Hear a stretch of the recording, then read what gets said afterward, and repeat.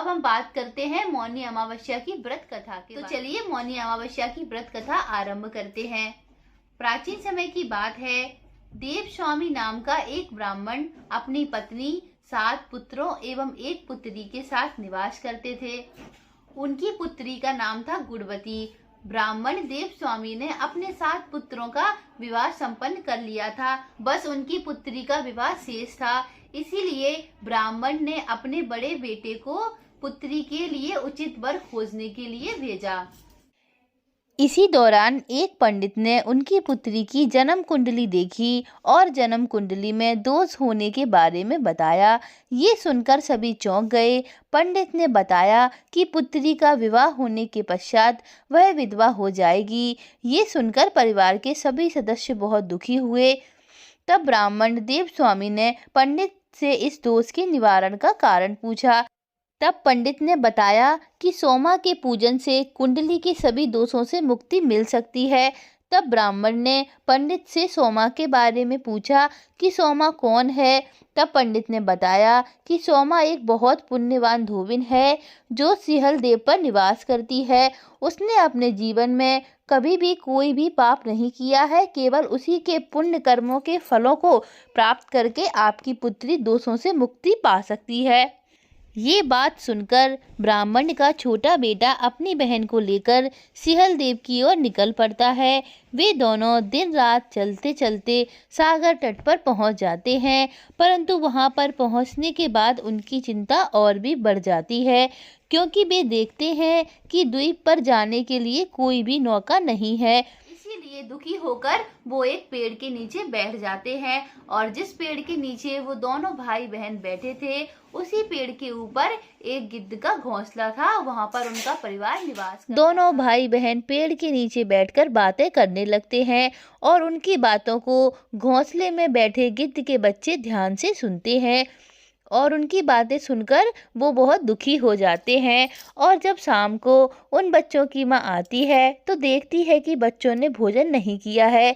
तब गिद्ध के बच्चे अपनी माँ से कहते हैं कि नीचे बैठे भाई बहन बहुत दुखी हैं, उनकी समस्या का निवारण करो, तभी हम भोजन करेंगे। बच्चों की बातों को सुनकर गिद्ध माँ देवस्वामी के पुत्र और पुत्री की मदद करने का वचन देते हैं और फिर दूसरे दिन गिद्ध माता दोनों पुत्र और पुत्री को सिहल देव पर पहुंचा देती है। तब वहां पहुंचने के पश्चात दोनों भाई बहन सोमा धोबिन को प्रसन्न करने की एक योजना बनाते हैं और रोज धोबिन के जागने से पहले ही उनके घर को साफ करके लीप देते। और जब सुबह धोबिन अपना घर देखती तो अपनी सभी बहुओं से पूछती कि सुबह सुबह घर की साफ सफाई कौन करता है। तो उनकी बहुएं झूठी प्रशंसा पाने के लिए कहते कि हमारे अलावा और कौन कर सकता है, हमें घर को साफ कर देते हैं। लेकिन सोमा को अपनी बहुओं पर विश्वास नहीं हुआ। एक दिन सोमा सुबह जल्दी उठकर देखती है कि देवस्वामी की पुत्री उसके घर को लीप कर साफ कर देती है। ये सब देखकर सोमा धोबिन बहुत ज्यादा प्रसन्न हो जाती है और उससे इन सब बातों का कारण पूछती है। तब देवस्वामी की पुत्री सारी बात बता देती है कि किस तरह से वो इधर आई और वो उसके घर पर क्यों साफ सफाई करती है। इन सारी बातों को जानकर सोमा धोबिन बहुत ज्यादा प्रसन्न होती है और उनके साथ चलने के लिए तैयार हो जाती है। और जब सोमा धोबिन कांचीपुरी जा रही थी तब उसने अपनी बहू से कहा कि मेरी अनुपस्थिति में अगर किसी की मृत्यु हो जाती है तो उसके शरीर को नष्ट ना करे, मेरा इंतजार करे। इतना कहकर वो देवस्वामी के पुत्र और पुत्री के साथ निकल जाती है। कांचीपुरी पहुंचने के बाद अगले दिन ही देवस्वामी की पुत्री का विवाह तय हो जाता है और उसका विवाह संपन्न हो जाता है।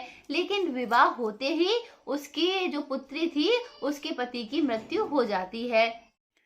तभी सोमा अपने संचित पुण्यों का फल गुणवती को प्रदान करती है।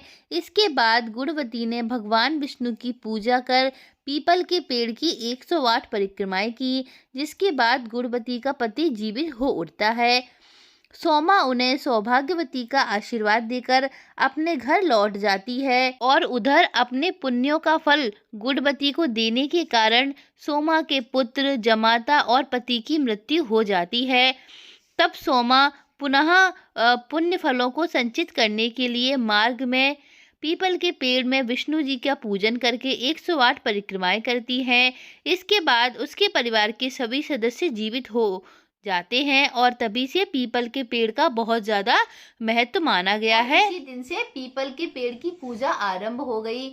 तो इस कथा के दौरान मैंने आपको बताया कि किस तरीके से सोना धोबिन ने अपने पुण्य फलों को पीपल के पेड़ की परिक्रमा करके और भगवान विष्णु की पूजा करके अपने पुण्य फलों को संचित किया। तो इसी दिन से पीपल के पेड़ की जो है पूजा आरंभ हो गई। तो हमें मौनी अमावस्या के दिन ध्यान रखना है कि हमें इस दिन भगवान विष्णु, भगवान शंकर और साथ ही साथ पीपल के पेड़ की पूजा आवश्यक रूप से करनी चाहिए।